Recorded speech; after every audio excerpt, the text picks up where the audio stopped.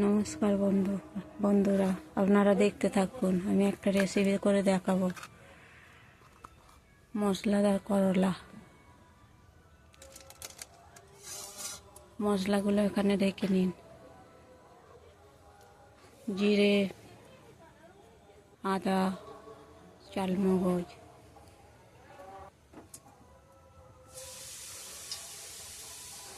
এগুলো সব বেটে নেড়ে নেবো হালকা করে।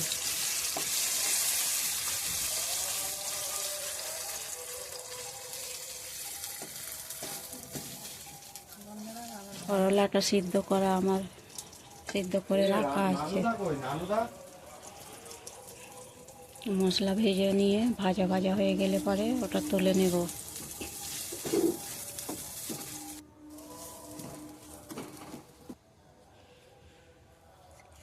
ওর ভেতরে এবার পুর দিয়ে দেব।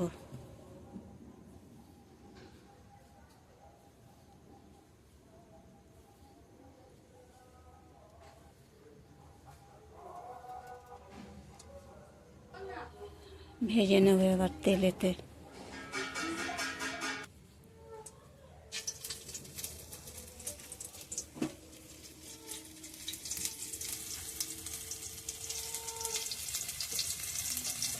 ভাজা হয়ে গেলে গরম ভাতের সঙ্গে পরিবেশন করুন।